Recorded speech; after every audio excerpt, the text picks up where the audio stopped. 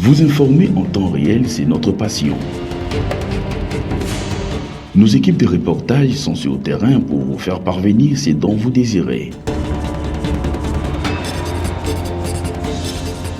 Un traitement d'information professionnelle assuré par la rédaction.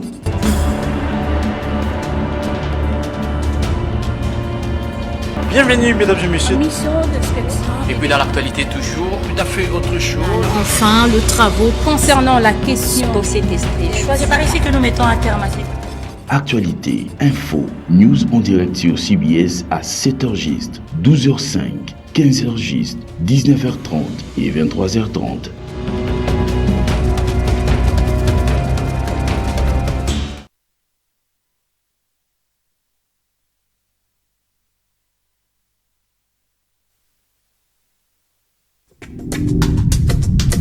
Tout de suite,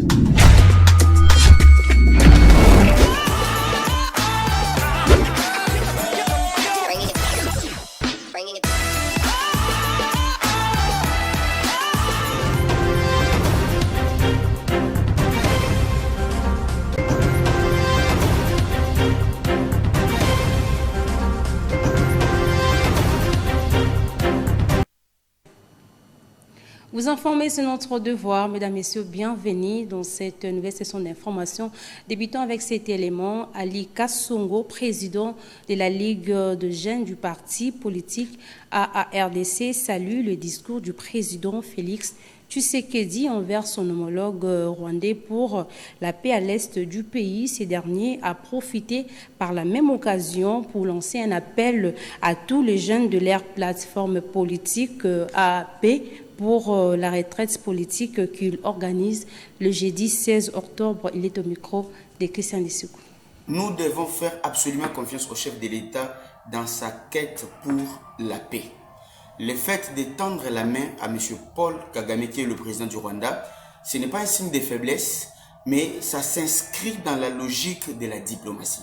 Parce que n'oubliez pas, nous avons le front diplomatique, nous avons le front militaire, nous avons les fronts médiatiques. Alors, dans cette optique de la médiation diplomatique, il y a ce que le président vient de faire. C'est-à-dire, il s'est rendu compte que la République démocratique du Congo, représentée par son Excellence, Monsieur le Président de la République, chef de l'État, Félix Antoine Tshisekedi Tshilombo, et la République du Rwanda, représentée par Paul Kagame, sont les deux États qui sont en conflit et dont la résolution pacifique s'avère un moyen salvateur, bien sûr, pour sauver la partie est de la République. Ne laissons pas passer les poisons rwandais, bien sûr, émanant de l'ennemi pour chercher à déstabiliser notre pays. Déjà, cette activité, c'est pour ce jeudi 16 octobre, une toute première retraite politique organisée sous la coordination de notre président national et coordonnateur, le docteur Richard Moladja. En fait, c'est sous le thème « Réarmer la jeunesse pour un sens de leadership élevé et d'engagement dans la politique. » Parce que actuellement, vous savez, beaucoup de jeunes ne sont pas encadrés dans leur formation politique. Et beaucoup ont même tendance à fuir les formations politiques et veulent se réveiller seulement lorsqu'il y a les élections. Mais nous, dans la PEP AAAP, nous sommes là par la volonté suprême de nos autorités. Là, je peux citer l'excellence Tony Kankushi pour les hauts représentants de l'autorité morale. Eh bien, cette démarche, cette lutte de pouvoir réarmer la jeunesse d'une façon, donc d'un leadership qui est vraiment engagé et responsable, s'avère un moyen de pouvoir encadrer la jeunesse. En réaction sur la main tendue du chef de l'État Paul Kagame, l'ADD Congo, à travers son secrétaire général, réitère sa position de dialogue interne. Suivez Dr David Ekamba au micro de Héritier Sekome et Andy Tubango. Avant que M. Félix puisse tendre la main à M. Kagame afin de faire la paix durable, il est souhaitable qu'il commence d'abord par tendre la main à ses frères et sœurs congolais, afin de commencer d'abord le humanitaire. Je ne peux pas commencer par, disons, demander à Kagame de faire la paix durable au moment où, à l'interne, c'est-à-dire sur le plan national, il n'arrive même pas à se mettre d'accord avec ses frères et sœurs. Il devrait d'abord commencer à rentrer au pays, convoquer, parce que c'est tout ce que tous les Congolais attendent, veulent, un dialogue, des assises qui pourront permettre à ce que tous les filles et fils du Congo se mettent autour d'une table. En fait, qu'on puisse savoir, disons, ce qui nous arrive, pourquoi cette situation perdure. Et ce n'est qu'après avoir répondu à toutes ces questions, et nous pourrons maintenant entamer, si ça sera nécessaire, des démarches pour solliciter la mère ou parler avec ceux que nous allons trouver et nous allons considérer faisant partie des problèmes de la RDC. L'Institut supérieur des techniques médicales royales a procédé à la clôture, la cérémonie plutôt, de la collation de grades académiques de l'année 2024-2025 le week-end dernier. Suivez cet élément signé par Delphine Tundola. La double cérémonie de collation des grades académiques et des clôtures de l'année académique 2024-2025 était essentiellement constituée du rapport académique de l'année achevée, de la proclamation de résultats et la remise des diplômes à tous les finalistes de l'Institut supérieur des techniques médicales royales. À cette même occasion, l'une des étudiants de cet alma mater a, au nom de ses collègues, remercier le personnel de l'Institut royal pour la formation. Au sortir, le secrétaire général académique, Patrick Boloko, a affirmé que ces étudiants sont formés comme des chercheurs et collaborateurs des corps médicaux. Les étudiants bénéficient de nous, ce que nous sommes et ce que nous pouvons faire. Et lorsque nous formons les étudiants en sciences généraux, comme infirmières, nous ne les formons pas comme des auxiliaires, non comme des exécutants, mais comme des chercheurs et comme des collaborateurs d'autres corporations, médecins, tout ça. Et nous avons des filières telles que sages-femmes, nous avons des filières sciences infirmières, nous avons techniques des labos. C'est pourquoi nous inviterons les parents qui ont des enfants.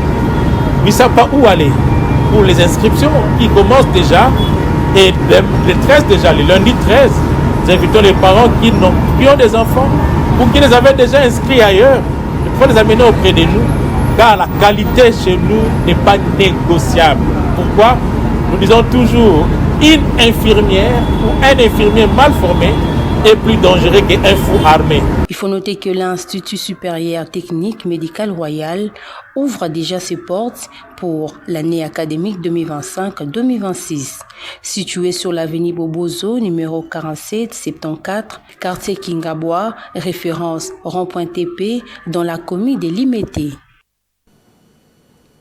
Clôturons avec cette information. Elle a été célébrée le week-end dernier, la journée internationale de la jeune fille proclamée par l'Assemblée générale des Nations unies pour reconnaître le droit de filles et les défis particuliers auxquels ils sont confrontés dans le monde. Pour de plus amples détails sur cette journée mondiale, Pascaline Zamunda au micro de Bénédicte Mwaka. C'est un thème qui parle, qui montre comment est-ce que l'action doit partir vraiment de la situation dans l'État. Et quand on dit que l'action locale, ça veut dire là où on voit les faits tels qu'ils se déroulent sur le plan local et comment est-ce que cette action peut partir vraiment sur l'État.